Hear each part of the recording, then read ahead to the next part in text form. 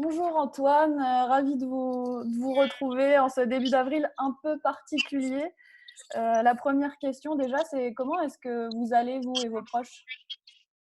Eh ben, écoutez, moi, je vais super bien. Là, je suis en confinement à Aix-les-Bains, chez moi.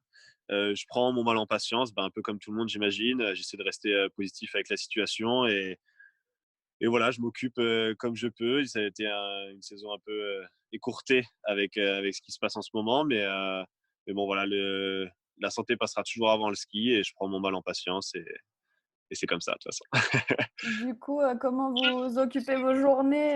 Est-ce que vous arrivez à faire quand même un peu d'activité physique? Est-ce que vous auriez un petit conseil, à partager pour garder la forme?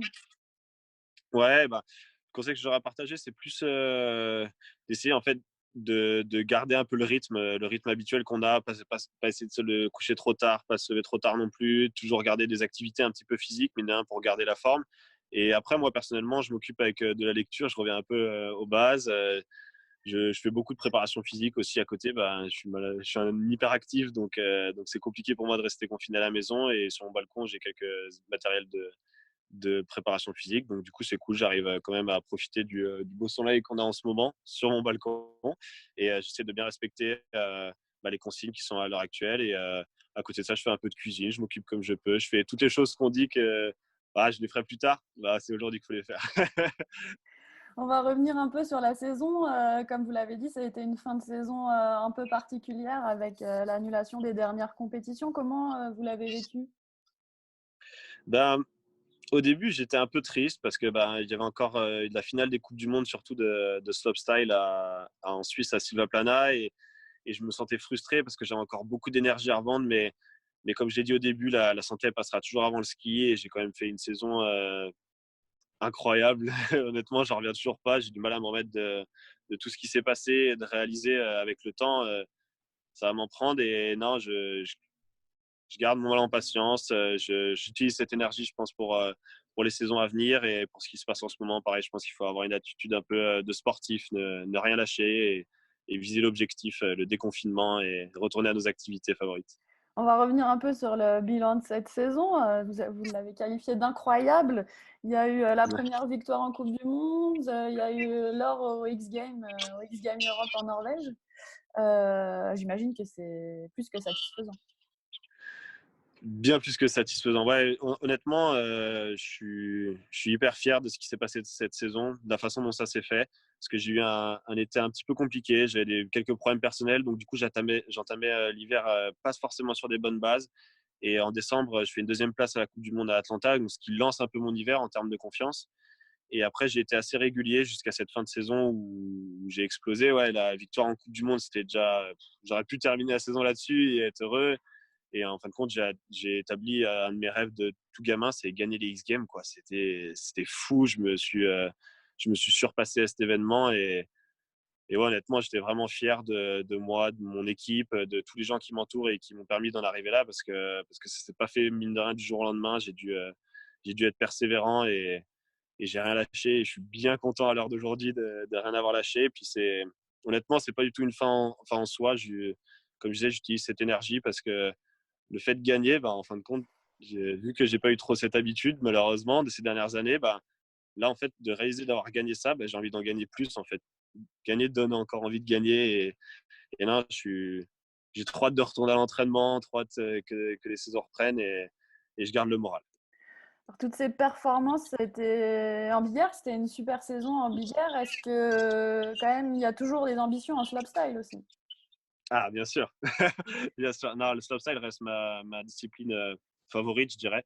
Le big air, c'est pour moi un peu une révélation parce que je pensais pas avoir le niveau et j'ai eu des entraînements qui m'ont vraiment rassuré en début de saison, qui m'ont conforté dans ma confiance. Et honnêtement, j'aurais pas cru pouvoir faire des résultats aussi bons en Big Air, sachant que le niveau est extrêmement haut, d'un niveau technique tout, chaque compétition, c'est aller encore un cran plus haut et c'était toujours des trucs qu'on n'avait jamais vus. Et ouais, non, le slopestyle, je suis loin de mettre ça de côté. C'est pour ça, la dernière Coupe du Monde, ça m'aurait vraiment fait du bien parce que je commence à être un peu plus régulier en slopestyle. Il y a plus d'éléments. Mais, euh, mais non, non, bien sûr, je fais toujours les deux, bien sûr. Bon, alors cette interview, on l'a fait dans un cadre un peu particulier. C'est parce que vous avez été élu par les internautes Chrono d'or dans la catégorie ski, freestyle et snowboard homme. Qu'est-ce que ça vous inspire? C'est aussi une preuve que vous êtes reconnu par les fans de ski? Bah écoutez, je suis vraiment touché pour ce prix là, le Chrono d'or. Ça me fait vraiment plaisir au sein de la FFS que je sois reconnu, et je pense que ça vient aussi du fait que bah, ça fait un moment que je travaille pour, et que je suis toujours passé très proche de faire des énormes résultats avant, et ça m'est toujours passé sous le nez. Et là, cette année, c'est une année un peu révélation, et non, honnêtement, je suis vraiment fier, et je pense que c'est comme mon palmarès de cette année. Je le partage avec mon équipe, ma famille, mes amis et les gens qui m'entourent. Donc ça, c'est hyper important pour moi, et ouais, je suis trop content de remporter le Chrono d'or, c'est top. C'est le feu. D'habitude, on vous demande, on vous parle toujours un peu des prochaines échéances sportives, de la prochaine compétition, des prochains objectifs. Là, on est Mhm. dans une période un peu particulière avec le confinement. J'ai envie de vous demander qu'est-ce que ça va être la première chose que vous allez faire une fois que ce confinement sera terminé? Bah, je crois que je vais aller fêter un petit peu mon hiver avec mes amis, ma famille. Je vais essayer d'aller voir beaucoup ma famille parce que ça faisait un moment que je les ai pas vus. Puis là, on a de belles choses à fêter, mine de rien. J'ai envie de retrouver mon cercle d'amis parce qu'ils ils comptent beaucoup pour moi et ils me manquent dans cette période. Et ouais, faire une grosse bouffe aussi. Ça, je pense que ça sera le premier, faire une grosse bouffe avec toute la team du Frisky Project. Revoir Kevin, Tess, Ben, Toto, Greg, tout le monde qui sont plus que mon équipe. Ça fait partie de ma famille à l'heure actuelle, donc ça me ferait trop plaisir de les revoir. Je pense que c'est le premier truc.